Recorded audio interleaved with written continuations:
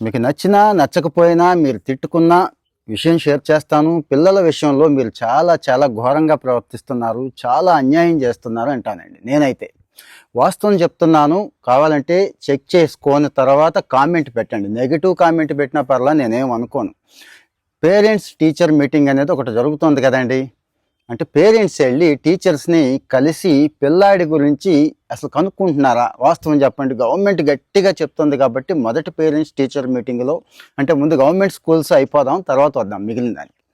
బాగా వచ్చారు. ఇప్పుడు 50% కూడా రావట్లేదండి. అదే అదే ఏదైనా స్కీమ్ డబ్బులు పడలేదు, ఇవి ఉన్నాయి కదా విద్యా దీవెన దగ్గర నుంచి, ఇలాంటివి అంటే మాత్రం 33 సార్లు తిరుగుతారండి గవర్నమెంట్ ఆఫీస్కి కానీ స్కూల్కి కానీ, పీడించి పిప్పి చేసేస్తారు. సరే, అక్కడ తప్పు పట్టట్లేదు. అక్కడ డబ్బులు బాగు చేసేస్తాయా పిల్లాడిని? మీ ఆసక్తి, మీ శ్రద్ధ బాగు చేస్తుందా? పిల్లాడి సైకాలజీ ఎలా ఉంటుందో, మెంటాలిటీ ఎలా ఉంటుందో తెలుసా మీకు? వాడిని అబ్జర్వ్ చేస్తున్నాం, వాడిని పట్టించుకుంటున్నాం, వాడి గురించి అన్నీ కనుక్కుంటున్నాం అంటే అలర్ట్గా ఉంటాడండి. మరి ఎక్కడ అబ్జర్వ్ చేస్తున్నారు? మీరు ఇంట్లోనా? ఇంట్లో ఎంతసేపు ఉంటాడు పిల్లాడు? నిజం చెప్పండి. పొద్దున్నే మీరు పోతారు, వాడు పోతాడు, ఆ గంట ఆడావిడి. సాయంత్రం వచ్చాక మళ్ళీ ఆడు చదువో ట్యూషనో పోతాడు. మీతో ఉండేది గట్టిగా ఉంటే గంట. కానీ పూర్తిగా వాడిని స్టడీ చేసి వాళ్ళు సారం అంతా గ్రహించిన వాళ్ళు ఒకళ్ళు ఉన్నారు, టీచర్ అండి. క్లాస్ టీచర్ కావచ్చు, సబ్జెక్ట్ టీచర్ కావచ్చు, ఒక్కొక్కళ్ళు ఒక్కొక్కటి గమనిస్తారు.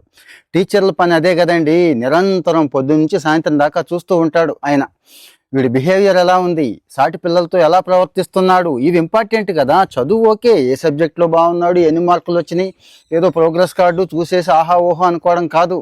ఇవి కనుక్కుంటున్నారా అసలు? సాటి పిల్లలు స్నేహాలు ఎలా ఉన్నాయి, ఏమైనా టాక్సిక్ ఉన్నాయా, మనవాడు ఏమైనా రాంగ్ రూట్లోకి వెళ్తున్నాడా, లేకపోతే మిగిలిన కరిక్యులర్ యాక్టివిటీస్లో ఎలా పార్టిసిపేట్ చేస్తున్నాడు, ముఖ్యంగా టీచర్స్తో ఎలా ఉంటున్నాడు. నేను వెళ్తే అదే అడుగుతానండి, గుర్తుంచుకోండి. నేనైతే టీచర్ని అదే అడుగుతాను. ఏది మా పిల్లల ముందే అడుగుతాను. ఆటోమేటిక్గా వాళ్ళకి అర్థమైపోతుంది, ఓహో నాన్న చదువు ఒకటే కాదు వీటికి ఇంపార్టెన్స్ ఇస్తాడనుకుంటా, మన క్యారెక్టర్కి ఇంపార్టెన్స్ ఇస్తాడు, ఎంత బాధ్యతగా ఉన్నాం, సాటి పిల్లలతో ఎలా ఉన్నాం, ఎలాంటి స్నేహాలు చేస్తున్నాము, టీచర్ చెప్పింది ఎంత బాగా ఎక్కించుకుంటున్నాం అనేది అడుగుతాడు అని ఆ పిల్లాడికి ఎప్పుడైతే అనిపించిందో ఖచ్చితంగా వాళ్ళు చేంజ్ వచ్చేస్తుంది. కావాలంటే చెక్ చేసుకోండి.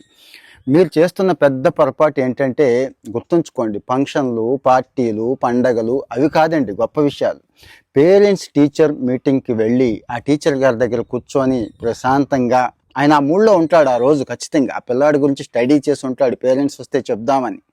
అందరి టీచర్ని కలిసి అడగండి. పిల్లాడిని పక్కన పెట్టుకొని ఇప్పుడు నేను చెప్పాను చూడండి విషయాలు, అవి అడగండి. లేదు సార్ ఇదిగో ఇవి కూడా అడిగితే బాగుంటుందని ఏమైనా ఉంటే చెప్పండి, మీ ఒపీనియన్ చెప్పండి, దయచేసి మీ అనుభవం చెప్పండి. చాలా వాల్యుబుల్ కదా, షేర్ చేయండి ఇప్పుడు.